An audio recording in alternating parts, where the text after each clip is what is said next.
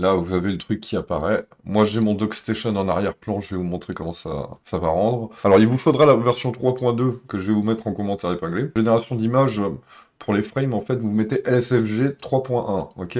Le mode, vous le mettez en fixe.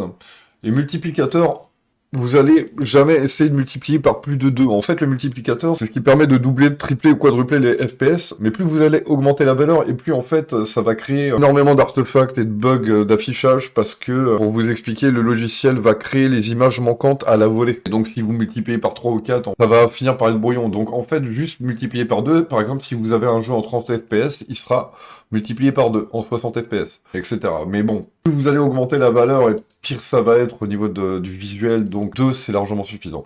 L'échelle du flux de mouvement, si vous le mettez à 0, ça va être dégueulasse. Vous allez avoir du flou partout, donc vous le laissez à 100. Performance, vous l'activez pas, parce que justement, si vous avez un bon PC, tout ça, ça va rester fluide, il n'y aura pas de souci. Pour ce qui est de capturer des vidéos qui fonctionnent avec lossless scaling, l'API de capture, il va falloir le changer, vous mettez pas DXGI, vous mettez WGC, ok?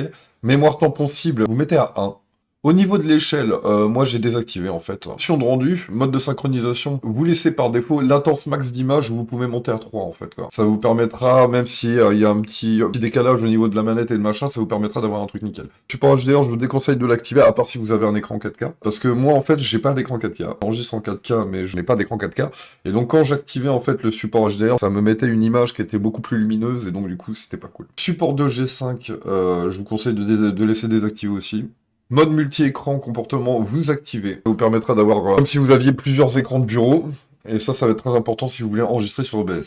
Alors, pour OBS, pour capturer un jeu en lossless scaling, j'ai ajouté, hop, une capture d'écran. Essayez pas capture de jeu ou capture de fenêtre, j'ai essayé, ça marche pas. Vous faites capture d'écran.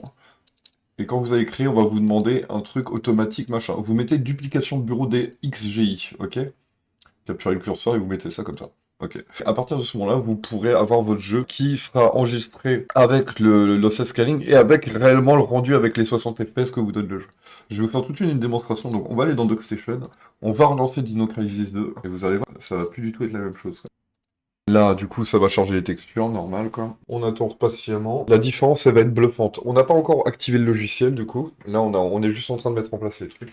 Donc là, vous voyez que Dino Crisis 2 s'est lancé. Maintenant, ce qu'on va faire, on va faire l'autre game pour pas qu'il y ait trop de son. Maintenant, ce qu'on va faire, en fait, on va aller dans la fenêtre de lossless scaling. On va réduire.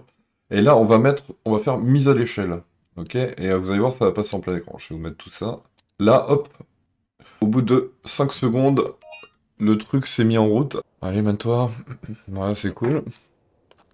Bon, déjà, vous voyez que c'est un peu plus fluide, quoi. Vous voyez que le perso, déjà, là, vous voyez une petite différence, je pense. Alors.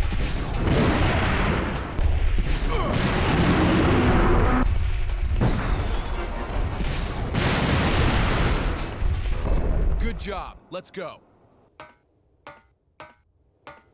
Alors un petit truc que j'ai oublié de préciser, c'est que parfois le logiciel pourra faire planter DocStation. Là par exemple on va arriver à une phase où il faut shooter dans les Triceratops, et je ne sais pas pourquoi mais le jeu plante. Donc ce qu'on va faire, moi je vais me barrer, je vais reprendre une autre sauvegarde, on va tester avec le Giganotosaurus. Je vais vous faire une démo avec le boss final.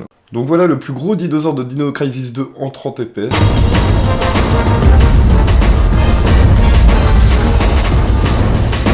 Et le voilà en 60 FPS.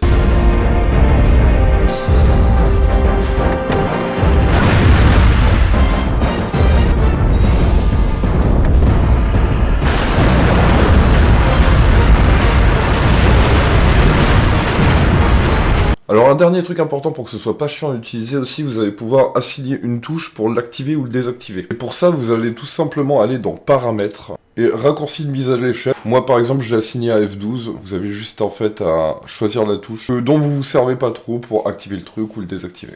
Voilà, voilà. Vous pouvez aussi encore améliorer les graphismes. Vous pouvez quand même aller dans Échelle, et si vous voulez améliorer la netteté du jeu et que ce soit encore plus beau, au niveau des modèles de dinosaures par exemple, vous pouvez activer LS1 ou FSR, et vous poussez la netteté en fait à 100%, c'est ça qui va faire la différence, quoi. Donc voilà, c'était un petit tuto pour vous apprendre à utiliser lossless scaling sur vos émulateurs préférés. Ça marche avec DocStation, PCSX2, sur tous les trucs. Si ce tuto vous a été utile, abonnez-vous à la chaîne. Posez vos questions dans les commentaires, n'hésitez pas, et je vous fais des gros bisous.